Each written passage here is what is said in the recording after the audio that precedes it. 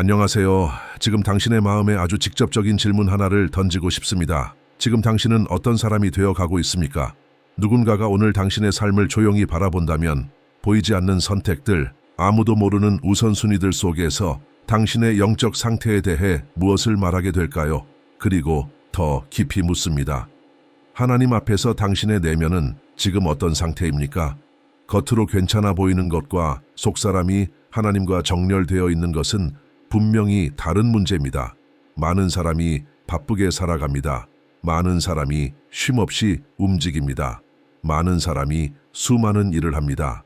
그러나 질문은 여전히 남아 있습니다. 당신은 지금 하나님 나라를 위해 무엇을 하고 있습니까? 이것은 얼마나 많은 일을 하느냐의 문제가 아닙니다. 종교적인 모습의 문제가 아닙니다. 마음의 방향에 관한 이야기입니다. 어쩌면 지금 당신은 여러 책임과 선택 속에서 바쁜 시간을 보내고 있을지도 모릅니다. 그리고 그 흐름 속에서 우리가 어떤 사람으로 변해가고 있는지 놓치기 쉬운 순간이 있습니다. 그래서 오늘 이 메시지가 매우 중요합니다. 결국 우리의 삶은 있는 그대로 드러나는 순간이 오기 때문입니다.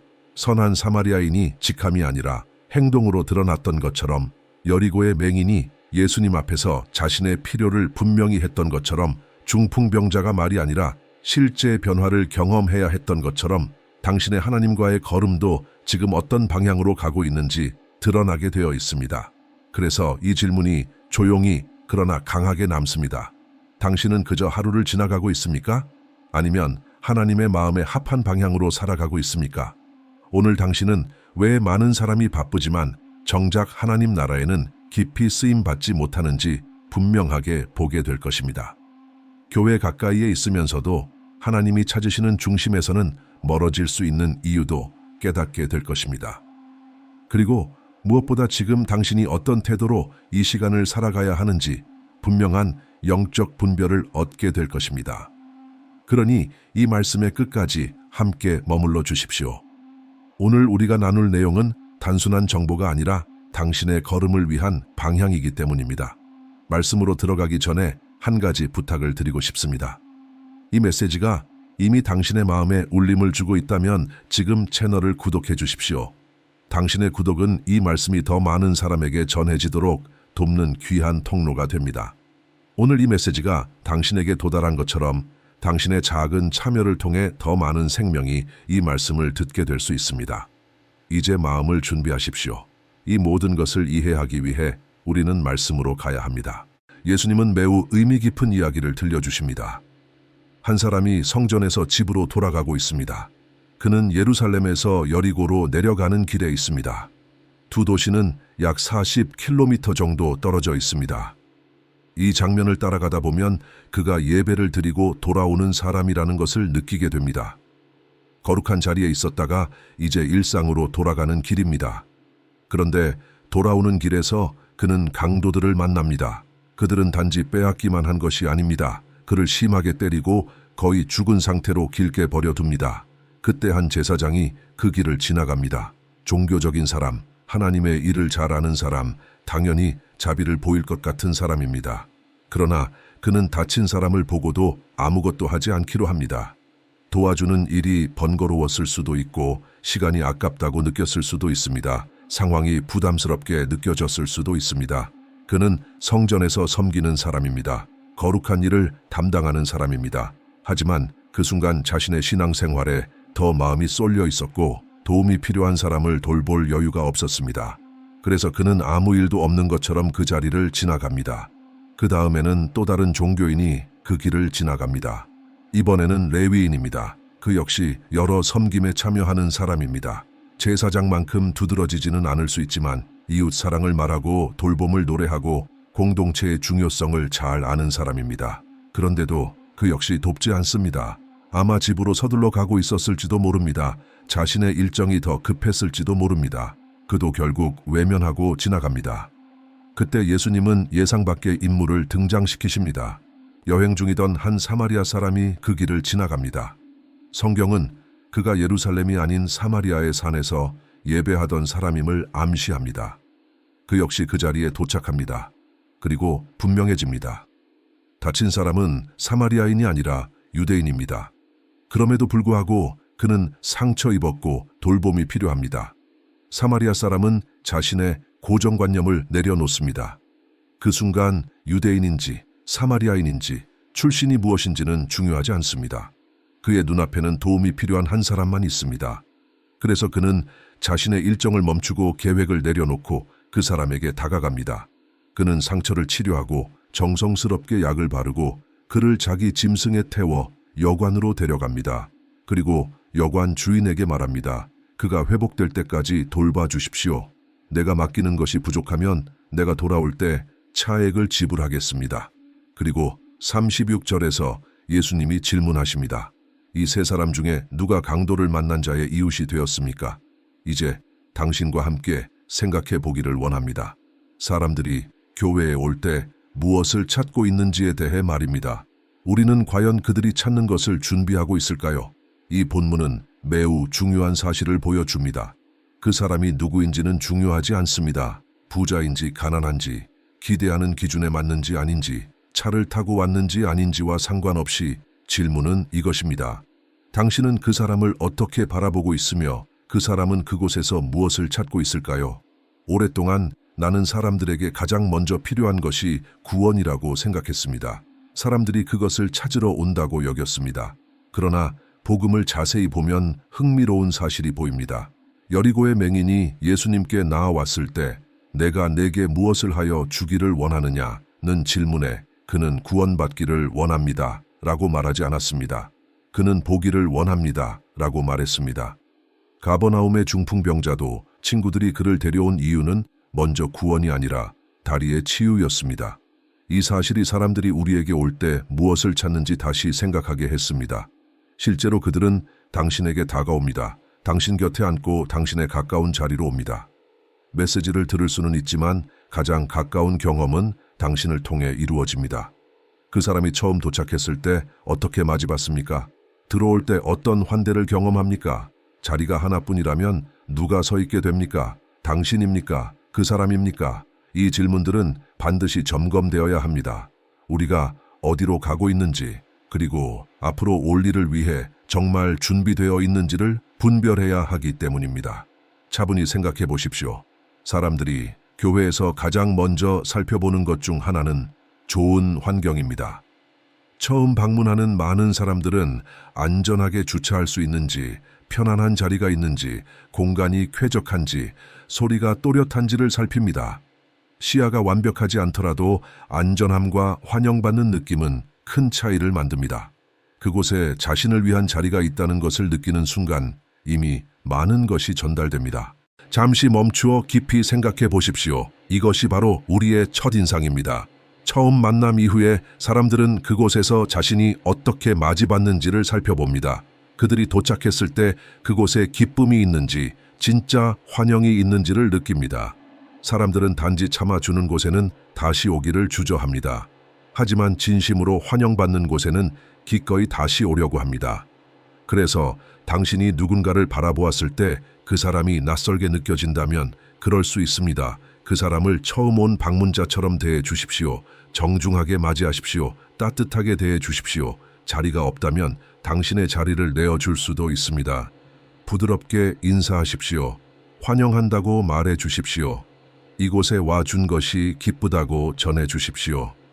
많은 사람들이 바로 그런 환대를 찾고 있습니다. 이 점을 차분히 생각해 보십시오. 또 많은 사람들은 자녀를 위한 좋은 환경도 함께 찾습니다. 여기에는 당신이 이해해야 할 중요한 부분이 있습니다. 요즘은 많은 사람들이 더 일찍 도착합니다. 그리고 공간은 항상 모든 사람을 동시에 수용하지 못할 수도 있습니다. 그래서 지혜로운 준비와 질서 있는 운영이 필요합니다. 특히 자녀와 함께 온 가정에게는 이 문제가 더욱 민감합니다. 실제로 많은 가정이 자녀가 편안함을 느끼는 곳에 머물기를 결정합니다. 가족의 선택이 아이의 경험에 의해 좌우되는 경우도 적지 않습니다. 이 사실은 매우 분명한 것을 보여줍니다. 많은 경우 사람들은 처음부터 즉각적인 영적 해답만을 찾는 것이 아닙니다. 그들은 환경을 봅니다. 돌봄의 분위기를 느낍니다. 편안함이 있는지, 질서가 있는지, 가정을 향한 배려가 있는지를 살펴봅니다. 과거에는 이 부분이 덜 강조되었을 수 있습니다. 하지만 시대는 달라졌습니다. 오늘날 많은 사람들은 준비된 환경, 따뜻한 분위기, 정돈된 구조를 기대하며 찾아옵니다. 그래서 우리는 좋은 환경을 준비할 필요가 있습니다. 안전한 공간, 편안한 자리, 쾌적한 분위기, 또렷한 음향, 그리고 진심 어린 환대입니다. 여기서 매우 중요한 점이 있습니다. 섬기기로 선택한 사람은 한 가지를 반드시 이해해야 합니다. 당신의 마음 상태가 어떠하든 섬기는 순간에는 당신의 얼굴이 은혜를 전해야 합니다. 이것은 위선이 아닙니다.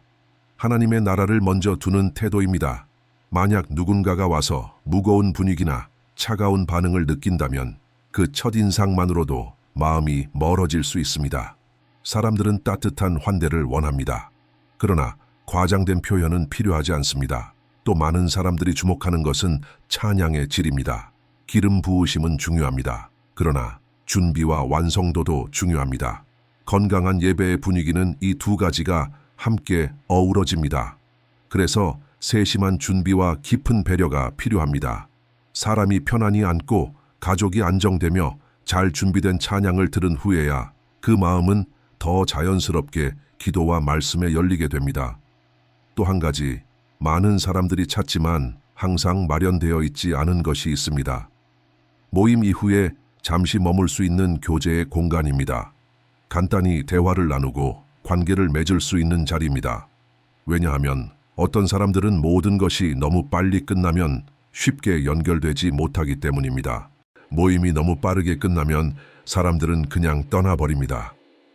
예배가 끝나고 아무 관계도 맺지 못한 채 각자의 길로 돌아갑니다. 그래서 단순한 교제의 공간이 큰 차이를 만듭니다. 잠시 머물며 차분히 대화하고 자연스럽게 관계를 만들 수 있는 자리입니다. 많은 사람들이 바로 이런 연결을 찾고 있습니다. 하지만 현실적으로 모든 것을 충분히 마련하기 어려울 때도 있습니다.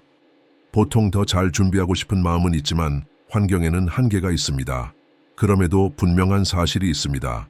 공동체에는 목회적 돌봄이 반드시 필요합니다. 사람들은 관심을 원합니다. 자신이 보이기를 원합니다. 누군가 곁에 있어 주기를 원합니다. 그러나 동시에 한 사람이 모두를 돌보는 것은 불가능합니다. 공동체가 성장할수록 돌봄은 나누어져야 합니다. 책임이 분담되어야 합니다. 그래야 누구도 과도한 부담에 눌리지 않습니다. 이 사실은 분명합니다. 사람들은 지금도 관심과 돌봄을 찾고 있습니다. 그리고 그것은 지혜롭게 제공되어야 합니다. 또 다른 부류의 사람들도 있습니다. 그들은 기적을 기대하며 다가옵니다. 그곳에서 하나님의 역사를 보고 싶어 합니다. 하나님은 지금도 일하십니다. 그러나 모든 일이 사람이 기대하는 방식이나 시간에 맞춰 일어나는 것은 아닙니다. 그럼에도 이 기대를 품고 오는 사람들이 있습니다. 또 어떤 이들은 다른 요소들을 살핍니다. 어떤 사람은 위치를 보고 어떤 사람은 공동체의 사회적 섬김을 봅니다. 선교에 얼마나 헌신하는지, 이웃을 얼마나 돕는지를 살펴봅니다. 이 모든 것은 중요합니다. 그러나 많은 경우 그것이 첫 번째 기준은 아닙니다. 대부분의 사람들은 무엇보다 먼저 자신과 가족의 돌봄을 생각하며 찾아옵니다. 그래서 환경과 구조는 중요합니다. 하지만 반드시 기억해야 할 것이 있습니다. 구조만으로는 필요한 것을 완성할 수 없습니다. 이 모든 흐름을 자세히 보면 한 가지 사실이 분명해집니다. 많은 사람들이 가장 먼저 찾는 것은 돌봄입니다. 아마 그래서 예수님도 깊은 진리를 가르치시면서 무리를 먹이셨을 것입니다. 그분에 대한 소식은 지나가는 곳마다 사람들에게 실제적인 도움을 주는 분이라는 이야기로 퍼져갔습니다. 이제 중요한 질문이 남습니다. 우리는 앞으로 어디로 가야 할까요? 이 필요를 감당할 사람들이 준비되어야 합니다. 이것은 리더십에게도 큰 도전입니다. 보통은 누군가가 역할을 맡을 때는 많이 묻지 않습니다. 그러나 누군가가 그 자리에서 물러날 때는 많은 말이 생깁니다. 그 과정에서 오해가 생기기도 합니다.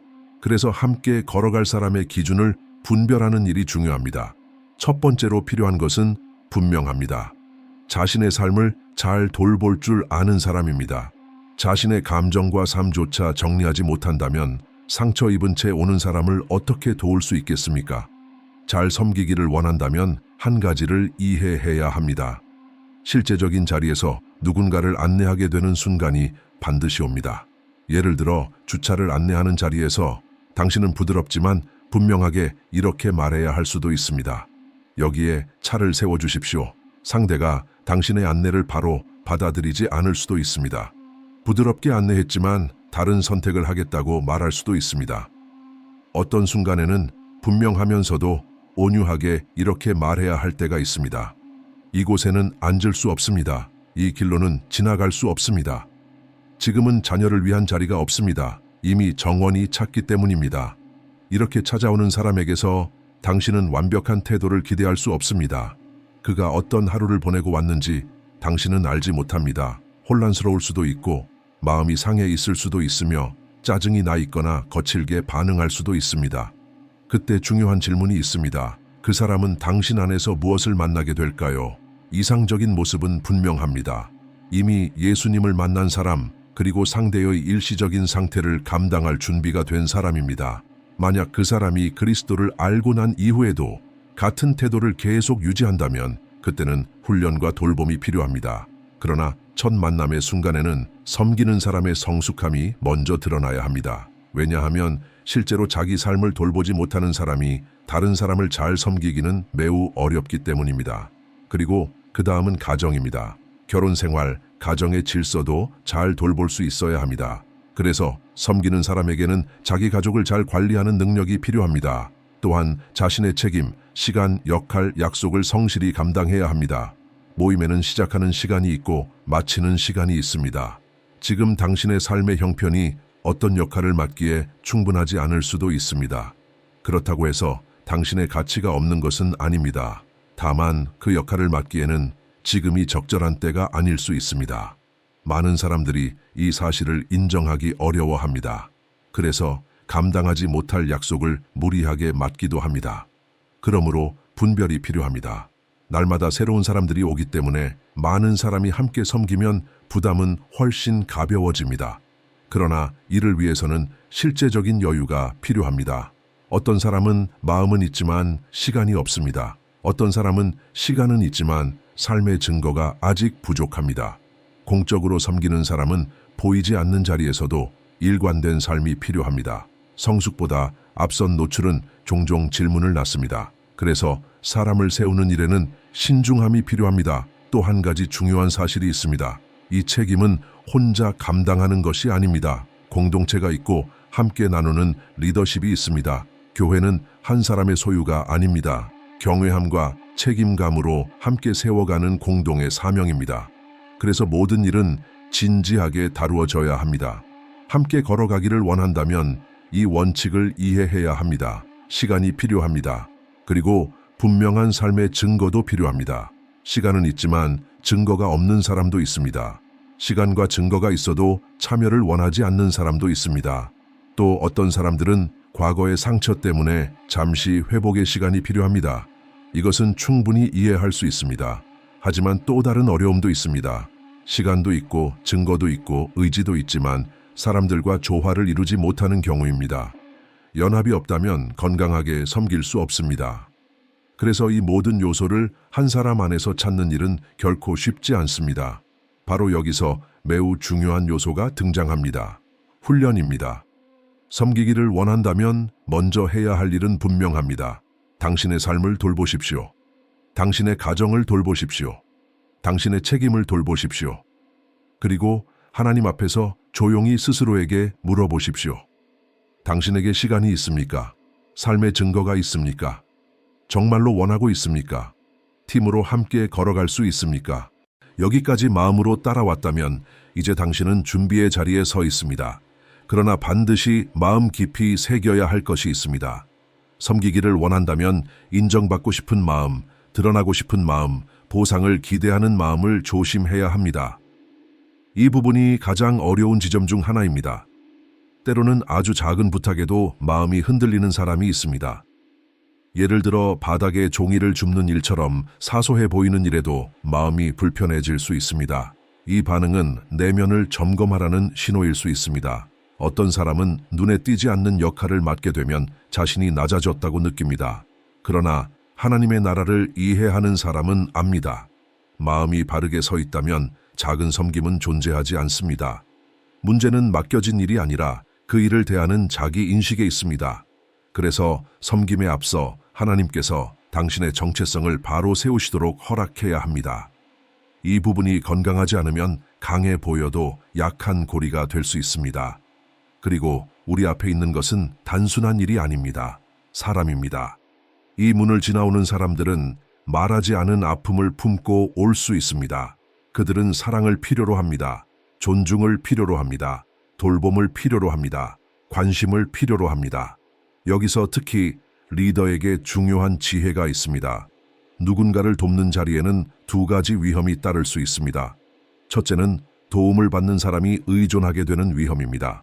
둘째는 돕는 사람이 무의식적으로 의존 관계를 유지하려는 위험입니다. 그러나 우리가 받은 가르침은 다른 방향을 가리킵니다. 참된 돌봄은 붙잡아 두지 않습니다. 회복시키고 다시 걸어가게 합니다.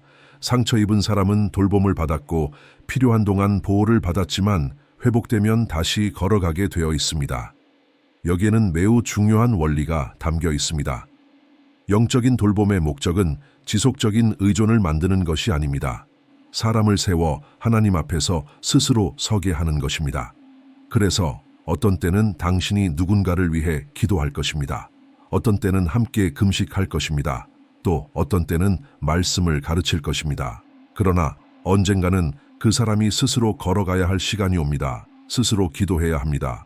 스스로 말씀을 읽어야 합니다. 스스로 금식을 배워야 합니다. 스스로 하나님과의 관계를 지켜가야 합니다. 우리는 영적 의존을 만드는 공동체가 아니라 성숙한 사람을 세우는 공동체입니다.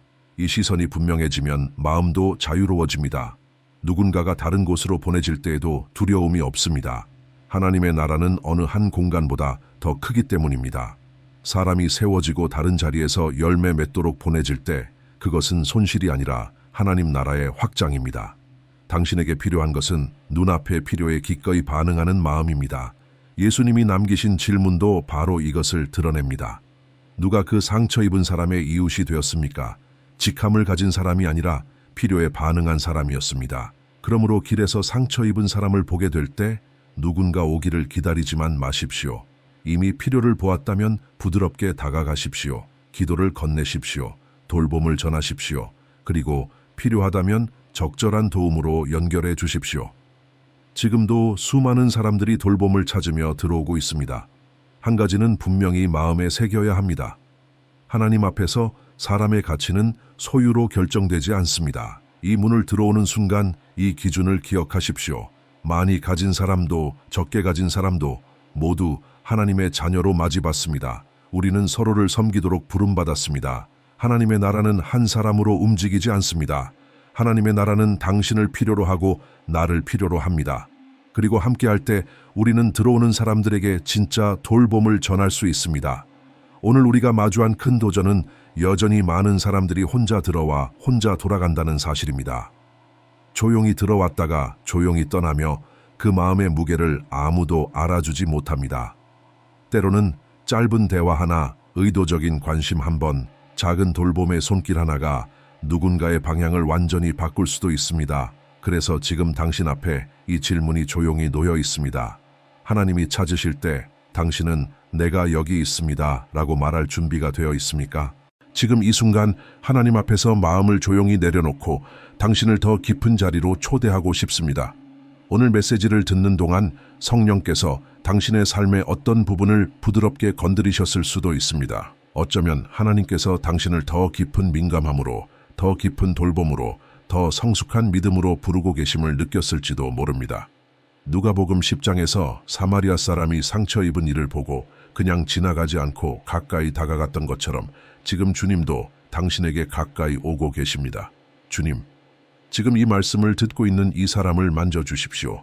아무도 닿지 못했던 마음의 자리까지 주님의 손이 임하게 하십시오. 숨겨진 상처를 치유하시고 지쳐있던 부분을 회복시켜 주십시오. 혹시 아직 예수님께 삶을 맡기지 않았다면 지금 이 순간이 진실한 결단의 시간이 되기를 바랍니다. 단순한 마음으로 이렇게 고백해 보십시오. 예수님, 나는 주님이 필요합니다. 오늘 주님을 나의 유일하고 영원한 구주로 받아들입니다. 이제부터 내 삶을 인도해 주십시오. 이미 주님과 함께 걷고 있지만 믿음을 새롭게 해야겠다고 느껴진다면 지금이 다시 불이 붙는 순간이 되기를 바랍니다. 주님, 이 믿음을 새롭게 하십시오. 이 마음을 다시 일으키십시오. 영적인 민감함을 다시 깨워 주십시오. 각 사람 안에 주님의 마음을 닮은 심령을 세워 주십시오. 보고 움직이고 돌보는 마음입니다. 하나님의 나라는 지금도 응답할 사람을 찾고 있습니다. 오늘 이 순간 이후로 당신의 삶 안에 더 분명한 결단이 세워지기를 바랍니다. 아멘. 오늘 메시지가 당신의 마음에 닿았다면 따뜻한 마음으로 부탁드리고 싶습니다. 이 채널을 구독해 주십시오. 당신의 구독은 이 말씀이 더 많은 사람에게 전해지도록 돕는 귀한 통로가 됩니다. 오늘 들은 내용이 당신에게 분별과 위로가 되었다면 이 메시지가 계속해서 더 많은 삶에 흘러가도록 함께 해주십시오. 그리고 당신의 이야기도 꼭 남겨주십시오. 오늘 메시지에서 가장 마음에 남은 부분이 무엇인지 댓글로 나누어 주십시오. 당신의 간증이 지금 이 말씀을 찾고 있는 또 다른 사람에게 큰 평안과 깨달음이 될 수 있습니다. 곧 다시 말씀 안에서 함께 만나겠습니다.